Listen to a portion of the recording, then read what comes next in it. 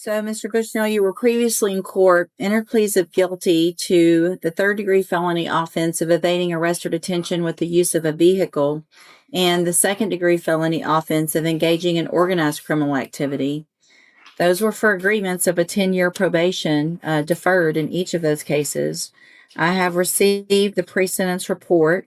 Has everyone had an opportunity to review that report? Yes, ma'am. Are there any additions or corrections to the report?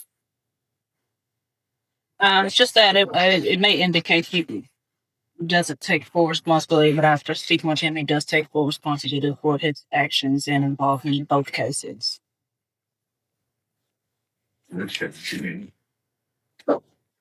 I've also reviewed jail incident reports. Have you both been given a copy of those? Yes, ma'am.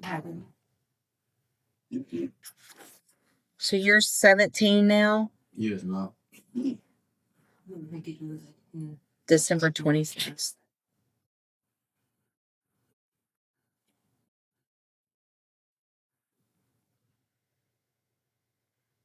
And Judge, if we need to go back and renegotiate an offer, obviously he's not even out of custody yet, just after that. Well, and obviously due to his age, I want him to have the opportunity to get his life together. Obviously, not going into adulthood with felony convictions. I have preached to him the importance of following the rules and not. you can't do it, can you? You cannot. 21 incident reports since January 25th of this year. 21. Fighting, calling officers names, stealing food, instigating fights, being a bully to other people in the dorm. Ridiculous. So if you can't follow rules in the jail, what makes you think you're going to come in here and I'm going to say, sure, go be on probation out in our community? After y'all shotgun, I mean, this is serious. I'm tired of the shootings. I'm tired of people. You could have killed somebody. And because you accidentally didn't kill somebody, you get to get a probation. Not today. If I could send you to ISF, I would consider it. I can't. At this point, I'm going to reject the plea agreements. We will set the cases for a review in about 30 days. Let's see where we are. Go over his options. Y'all talk. If I can always do, upfront time, but we've got to get to a certain point where that would make sense. And so at this time, I'm just going to reset the cases. Again, I'm rejecting these plea agreements. And let me tell you, you get more of these, it's only going to get worse. I'm going to see them. A jury's probably going to see them a jury will see them if you go to trial. And you're going to end up in prison for up to 20 years because you can't follow the rules in our jail and you're acting like a little punk. So go stop acting like a punk, prove that you can behave, and then we'll see what happens. When you come back next, I'll see how many of these I have. Go back with the bailiff. All right, you're Christopher Bushnell. And so Mr. Bushnell has two cases: an evading arrest or detention with a motor vehicle and engaging in organized criminal activity, and cause numbers 25-0112 and 0113. There was previously an agreement motion. I'm sorry, and a plea agreement for 10-year deferred probation. We were here because of the issues in the jail. I rejected that because if I were going to go along with that, I was going to order the ISF. And so we're back here. And then, so let me ask you, tell you what's bad is when I remember stuff, Mr. Bushnell. Your birthday's in October, right? No, December.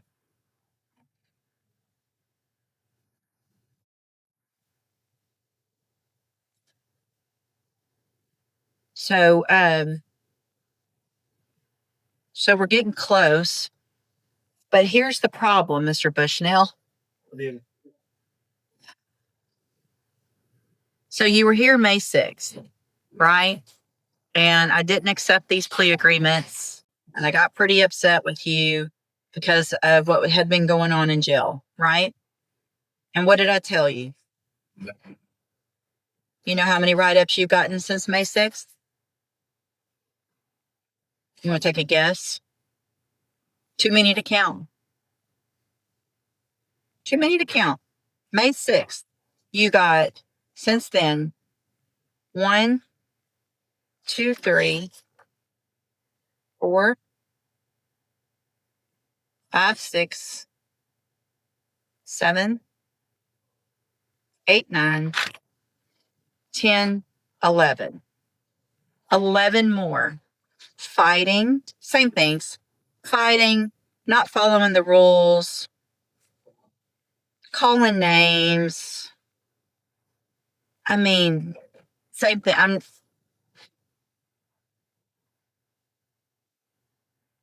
You don't like following rules, do you? You do? What part of calling a correctional officer the names that you've been calling is appropriate? It's not. So why would you keep doing it after I told you? I told you, go just be good for a month. 1 month, be good, follow the rules. And it's one thing if you've got another inmate running up on you fighting and that was your excuse, but it's not. Plea agreements. If a jury wants to see all this and give you probation after that, that's going to be up to them. I'm not doing it. Go back with the bailiff. We'll set your case for, well, let me do this. Miss Holmes has been appointed as your attorney, and she's one of the attorneys who handles a lot of cases for me as a court-appointed attorney. What I can do is release her and appoint a new attorney who can begin preparation for trial. Do you want me to do that? Or do you want to keep Miss Holmes? All right, Miss Holmes, get ready for trial. And let me tell you what you're doing. You're making her job hard. She's trying to help you. I wanted to try to help you. If you came in today and didn't have all this nonsense, I'm looking at it over and over, calling them the B word,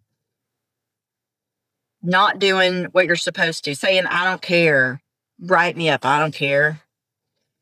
If you don't care, then I don't care.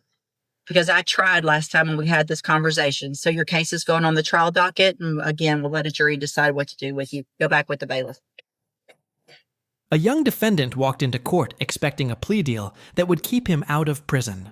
Instead, his behavior behind bars completely changed the outcome. Christopher Bushnell had previously pleaded guilty to evading arrest with a vehicle and engaging in organized criminal activity. The proposed agreement would have given him 10 years of deferred probation, allowing him to avoid felony convictions if he successfully completed the terms.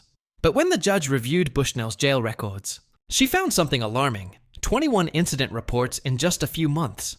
The reports included fighting, bullying other inmates, stealing food, insulting correctional officers, and repeatedly refusing to follow rules.